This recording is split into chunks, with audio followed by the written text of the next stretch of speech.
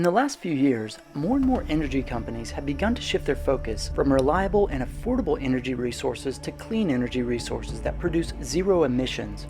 Because of this, wind power has taken the world by storm. Everywhere you look, wind turbines are popping up.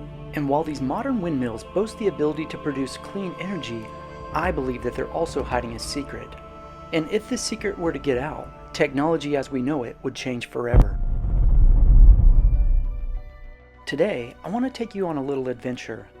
I'm sure you've seen those giant wind turbines from the ground, but there's something really fishy about these things when you fly over them in an aircraft.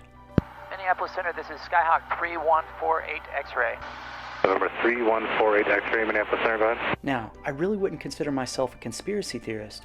Yes, I do believe that there is some truth to those conspiracies out there, but for the most part, I think they're often blown way out of proportion. That being said, I noticed some really weird things about these windmills shortly after I became a pilot. At first, I kept my thoughts to myself because I really didn't understand what I was looking at. But after a lot of thought and a little bit of research, I think this is worth showing you guys, and I have a feeling that you've probably never even considered this before.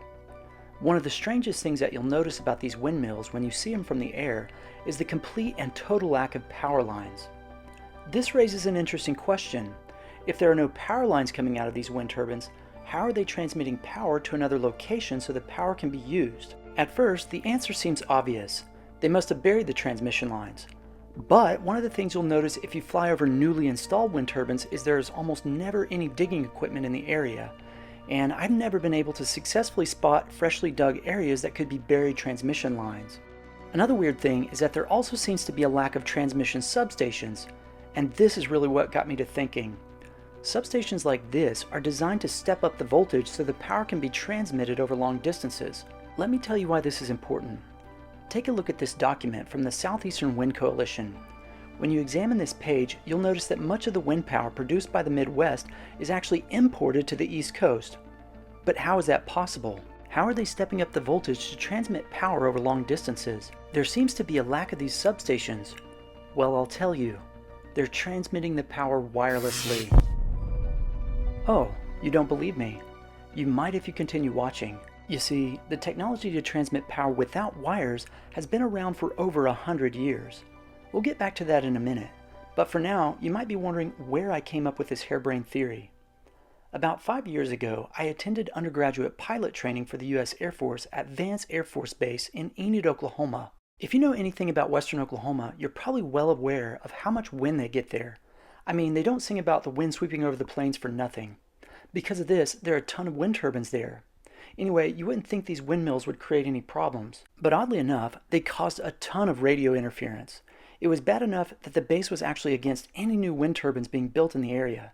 Now, why would a government agency be against clean energy, you ask?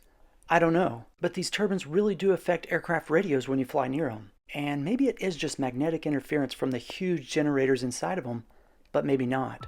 Maybe they're sending power over the radio waves like Nikola Tesla used to do 100 years ago, and that's what's causing the interference. Oh, you still don't believe me? This is the Wardenclyffe Tower, built by Nikola Tesla from 1901 to 1902. Many people speculate on the tower's exact purpose, but Tesla claimed that the tower would have the ability to transmit electrical power wirelessly throughout the country.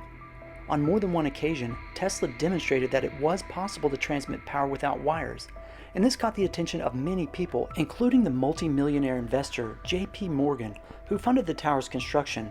But with the Great War looming, Morgan pulled his funding from the project and it was never continued. And with the death of Nikola Tesla in 1943, the technology has been lost in time. Or has it?